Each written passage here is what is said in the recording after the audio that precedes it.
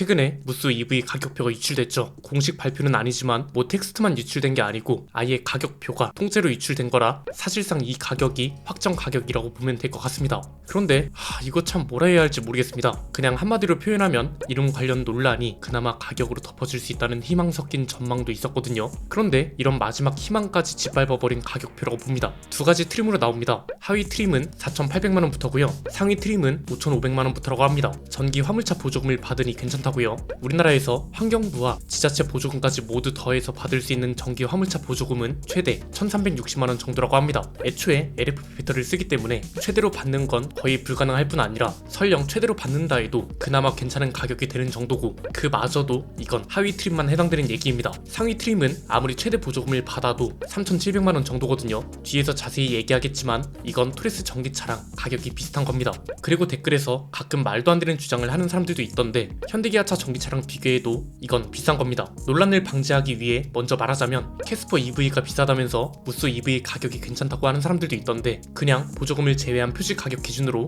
하위 트림은 무려 2,100만원이나 차이 나고요. 상위 트림도 1,860만원이나 차이가 납니다. 뒤에서 살펴보겠지만 타스만보다도 비싼 겁니다. 무엇보다 소비자들을 처음에 접근하게 만드는 것 중 가장 중요한 요소가 표시 가격이라고 했잖아요. 앞자리가 3도 아니고 4도 아니고 5가 나와버렸습니다. 그래서 오늘은 무쏘 EV 가격이 앞으로 불러올 파장은 무엇이고 이 가격을 어떻게 받아들여야 하는 건지 이런 얘기들을 해보려 합니다.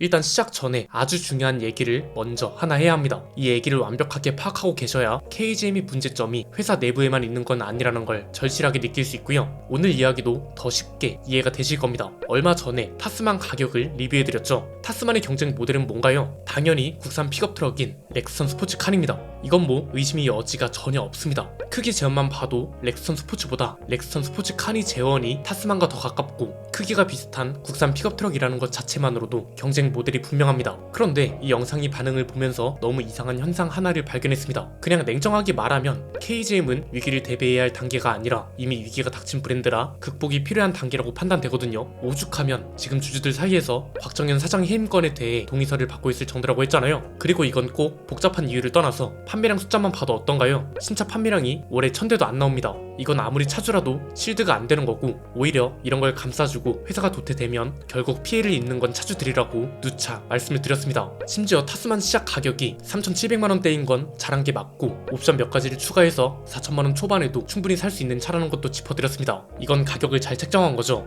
옵션표를 같이 보면서 이야기했고 당연히 렉선 스포츠 가격대와도 겹칩니다. 그런데 렉선 스포츠는 현재나 미래가 전혀 유리한 상황이 아닌데도 유독 이상한 논리를 펼치는 댓글이 많았습니다. 크게 세 가지인데요. 첫 번째는 타스만은 가솔린 모델이라 렉선 스포츠보다 경쟁력이 떨어진다 라는 거였습니다. 이 소리를 정확히 3-4년 전에 똑같이 듣던 차들이 있습니다. 카니발하고 팰리세이드죠. 이 차들도 대형차라 기름이 많이 먹고 심지어 고백이랑 V6 가솔린 엔진이라 절대 안 팔린다 이런 논리였거든요. 실제로 디젤 모델 판매량이 압도적이기도 했고요. 그런데 정작 디젤 규제가 강화되니 어떤가요? 하이브리드 모델 출시 직전까지 가솔린 모델이 디젤 모델하고 비슷하게 팔리거나 아예 더 많이 팔릴 때도 있었습니다. 유로7 규제가 뒤로 약간 밀리긴 했습니다. 그런데 시행되면 당연히 렉선 스포츠는 단종 수준이고요. 애초에 F100도 디젤 모델은 없을 거라고 했습니다. 더 중요한 건 누가 들으면 렉선 스포츠의 디젤 파워트레인이 엄청나게 뛰어난 줄 알겠습니다. 그런데 굉장히 말도 안 되는 저희도 다른 건 몰라도 이건 진짜 꾸준히 비판해오던 파워트레인입니다. 렉선은 페이스리프트 되면서 8단 변속기로 바뀌었고 이 덕에 그나마 디젤 엔진의 힘을 효율적으로 쓰게 됐는데 렉선 스포츠는 여전히 6단 변속기를 씁니다. 변속기 단수가 낮다고 해서 무조건 나쁘다는 게 아니라 세팅이 너무 바보 같아서 힘도 제대로 못 쓰고 주행 능력도 떨어지기 때문에 뭐라 하는 거죠. 렉선 스포츠의 디젤 파워트레인이 경쟁력이 있는 거라면 모르겠지만 애초에 경쟁력이 없는데 타스만이 가솔린 모델만 나왔다고 해서 렉선 스포츠가 타격이 없다고 보는 게 맞는 거냐 이거죠. 지금까지 이런 옹호 논리로 방어하던 쌍용과 KGM 제품 중에 잘 된 게 하나라도 있나요? 두 번째는 이 대목에서 이런 소리도 나옵니다. 야, SUV랑 픽업 트럭이랑 같냐? 이런 거요. 다를 건 또 뭐가 있나요? 왜 이렇게 얘기하냐면 렉선 스포츠가 잘 팔리는 상태라면 이런 식으로 비교하는 게 당연히 맞지 않습니다. 그런데 그냥 질문 하나만 하겠습니다. 그래서 지금 디젤 모델만 팔리고 있는 렉선 스포츠 판매량이 얼마나 나오죠? 그럼 또 이렇게 나옵니다.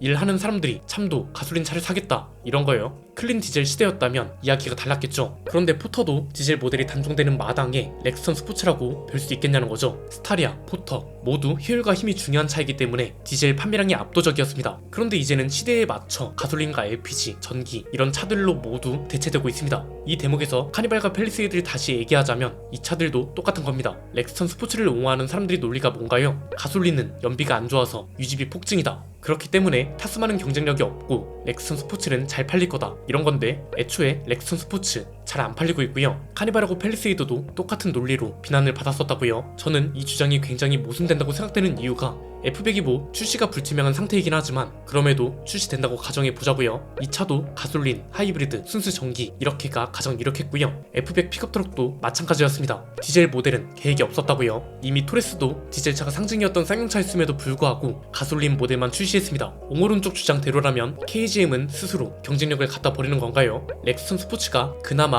먹여 살리던 브랜드입니다. 그런데 이 차도 지금 판매량을 보면 작년 기준으로 13,000대가 채 안됩니다. GV70, 코나, 심지어 트랙스나 니로 EV3보다도 안 팔린 겁니다. 한창 잘 나갈 때는 3만대도 훌쩍 넘겼었습니다. 그래서 지금 상황만 봐도 도저히 렉스턴 스포츠한테 타격이 없다. 심지어 그 근거가 타스만은 가솔린 모델이고 렉스턴 스포츠는 디젤 모델이라 그렇다고 하는 게 너무 이해가 안 되는 거죠. 이미 판매량만 봐도 타스만 출시도 전에 끝난 게 보이잖아요. 세 번째는 아예 여기서 더 나아가서 가솔린 차와 디젤 차는 시장 자체가 다른데 왜 비교하냐는 말까지 나옵니다. 개인적으로 진짜 환장하는 대목이었는데요. 앞에서 본 것처럼 디젤 단일 모델로만 팔리는 렉스턴 스포츠가 잘 팔린다면 모릅니다. 심지어 그것도 아닌 상태고 타스만은 하위 트림부터 옵션이 풍부하면서 3천만원대부터 시작이고 합리적으로 옵션을 선택하면 4천만원 초반으로도 구매가 가능합니다. 애초에 픽업트럭 시장에서 국산차 시장에서 얼마나 팔렸나를 따지는 게 회사고요. 가솔린이든 디젤이든 상관없이 많이 팔리는 게 KGM한테는 특히 중요한데 이렇게 방어를 해준다 한들 이 방어가 그렇게 논리적인 것도 아니고 그렇다고 현실 반영이 제대로 된 것도 아니고 이런 얘기를 도대체 왜 하는 건지 모르겠다는 거죠. 과거에도 몇 번 말씀드렸지만 이런 식으로 KGM을 옹호해주는 사람들이 진짜로 KGM을 망치고 있다고 봅니다. 차주여도 문제고요. 차주가 아니어도 문제라고 봅니다. 만약 차주라면 본인이 만족도와 시장에서 살아남기 위해 회사가 갖춰야 하는 조건 정도는 구분할 줄 알아야 한다고 보고요. 내 차 판매량이 계속 떨어지고 있고 브랜드 전체적으로 비판도 계속 받고 있다면 더 그렇다고 봅니다. 흔히 말하는 나는 만족하는데 너네가 뭔데 떠드냐 이렇게 말할 수 있는 문제가 전혀 아니란 거죠. 이건 렉스턴 스포츠뿐만 아니라 어떤 브랜드나 차종이든 마찬가지입니다. 오히려 진짜 KGM을 생각한다면 야 지금 타스만이 가솔린 모델밖에 없으면 KGM은 물 들어올 때 넣어줘야 하지 뭐하냐. 하이브리드 픽업트럭을 내놓든 F100 픽업트럭을 빨리 내놔야지. 어떻게 이런 상황에 KR10도 출시가 무산될 수 있어. 이렇게 질타하는 게 맞는 거 아닐까요? 지금까지 이런 질타가 제대로 없었기 때문에 지금의 무수 EV 가격이 나왔다고 봅니다. 이게 굉장히 재밌는 게 구분해서 보면 문제점이 명확하게 보입니다. 어떻게 구분을 하냐? 경쟁 모델의 종류 내지는 규모에 따라 구분을 해서 보면 됩니다. 작은 단위부터 볼까요? 첫 번째는 브랜드 내 모델들과도 겹치는 신기한 가격이란 겁니다. 유출된 가격표에 따르면 경쟁 모델하고 비교할 것도 없이 토레스 EVX랑 비교해도 비쌉니다. 이건 브랜드 스스로 공식을 깨버린 거고 당연히 이 공식을 머릿속에 가지고 있던 소비자들도 이게 뭐지 싶은 거죠. 여기서 말하는 브랜드의 공식은 뭐다? SUV보다 픽업트럭이 저렴하다는 거죠. 실제로 렉스턴보다 렉스턴 스포츠가 평균 15% 정도 저렴하다고 했잖아요. 토레스 전기차와 토레스 픽업트럭은 체급이 작기 때문에 이만큼 차이는 보이기 힘들지만 어쨌든 그래도 픽업트럭이기 때문에 SUV보다는 저렴할 거라고 대부분이 생각했습니다. 그런데 이걸 브랜드 스스로 깨버린 거란 거죠. 그냥 표시 가격만 한번 볼까요? 토레스 전기차, 토레스 EVX는 하위 트림이 4,550만원, 상위 트림은 4,760만원입니다. 토레스 전기 픽업트럭인 무쏘 EV는 하위 트림이 4,800만원, 상위 트림은 5,050만원입니다. 하위 트림 기준으로 250만원, 상위 트림 기준으로는 290만원이 더 비싼 거죠. 무쏘 EV 가격이 소비자들이 기대하는 것처럼 저렴하게 나오기는 힘들 거라고 전망이 들었는데 이건 저희 전망도 아예 넘어선 거고요. 심지어 토레스 EVX보다 비쌀 뿐 아니라 아무리 전기차라도 렉스턴 스포츠보다도 비싼데 이걸 누가 사겠냐는 겁니다. 다른 브랜드들은 내연기관차의 가격 격차를 줄이기 위해 노력하는데 이건 완전 역행하는 수준 아닌가요? 두 번째는 경쟁 브랜드랑 붙여놔도 문제란 건데요. 그냥 단도직입적으로 말하면 타스만보다도 비쌉니다. 이미 토레스 EVX가 선례를 보여줬습니다. LFP 배터리를 쓰기 때문에 보조금을 100% 받긴 힘들다는 걸요. 토레스 EVX는 환경부와 지자체 보조금을 모두 더해서 평균 480만원에서 500만원 정도를 받는다고 합니다. 무쏘 EV는 화물 전기차 보조금인 걸 감안해서 아주 넉넉하게 700만원 정도는 받는다 쳐보자고요. 이렇게 되면 하위 트림은 4,100만원, 상위 트림은 4,350만원이 됩니다. 타스만하고 겹치는 가격이죠. 타스만은 시작 가격이 3,750만원입니다. 무쏘 EV 하위 트림 가격 기준으로는 타스만 하위 트림에 4륜구동 옵션을 추가하고 여기에 스타일 패키지까지 추가해도 타스만이 더 저렴해지고요. 상위 트림 기준으로는 타스만 중간 트림에 4륜구동 옵션을 넣어도 비슷한 가격이 됩니다. 그리고 애초에 이 가격이면 무쏘 EV보다 더 체급이 큰 SUV도 살 수 있습니다. 즉 진짜 픽업 트럭, 그 중에서도 전기 픽업 트럭이 필요한 사람이 아니라면 굳이 이 차를 구매해야 할 이유가 뭐냐는 거죠. 이게 세 번째 이야기와 연결되는 굉장히 중요한 포인트이기도 한데요. 시장 전체적으로 봐도 이 차를 구매해야 하는 이유가 뭔지 잘 모르겠다는 겁니다. 지금 우리나라 전기차 시장은 어떤가요? 파이 자체가 작죠. 그래서 천하의 현대기아차도 전기차 시장에선 진입 장벽을 못 만들고 있고요. 테슬라조차 한국의 전기차 캐즘을 깨지 못하고 있습니다. 가장 잘 팔리는 전기차가 판매량 20위권, 30위권을 왔다 갔다 하고 있잖아요. 즉 아무리 차가 좋아도 애초에 팔리는 물량 자체가 작다는 건데 이런 와중에 경쟁력이 떨어진다는 게 문제인 겁니다. 다른 전기차보다 저렴한 것도 아니고 수요가 한정적인 픽업 트럭입니다. 차종으로 보나 전기차인 걸 감안하나 수요 자체가 굉장히 적다는 겁니다. 여기에 KGM은 비아디의 전기차 시스템을 갖다 씁니다.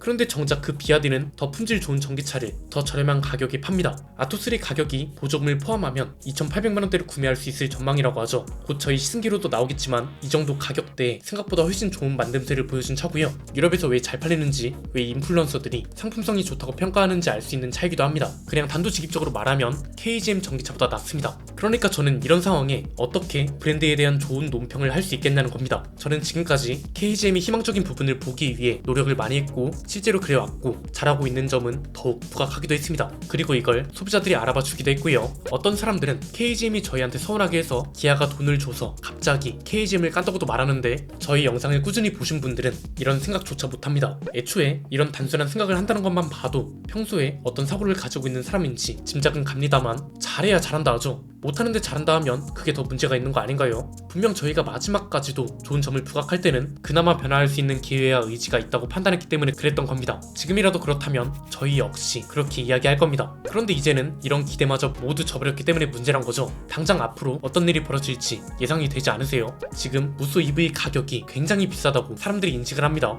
이 말은 더 이상 KGM은 저렴한 차가 아니구나 이렇게 생각한다는 거잖아요. 이렇게 생각하는 와중에 토레스랑 액티언 하이브리드가 나온다고 생각해보세요. 역시나 저렴하게 팔 생각이 전혀 없구나 이렇게 될 가능성 굉장히 높다고 봅니다. 왜? 하이브리드 모델은 당연히 내연기관 모델보다 비싸고 이미 지금도 토레스랑 액티언은 와 정말 저렴한데 이게 아니라 가격이 좀 애매한데 이런 상태입니다. 여기에 하이브리드 모델 때문에 가격이 더 얹어진다면 그리고 무쏘 EV 때문에 비싸다는 인식이 박혀있는 상태에서 이렇게 된다면 소비자들 반응이 좋을 가능성 얼마나 될까요? 그것도 지금 문제가 되고 있는 인포테인먼트 시스템을 그대로 쓴다면요. 여러분의 생각 자유롭게 토론 나눠주시면 감사드리겠습니다. 오늘 내용은 여기까지입니다. 내용이 유익하셨다면 구독과 좋아요 알림 설정 부탁드립니다. 지금까지 저는 안PD였습니다. 감사합니다.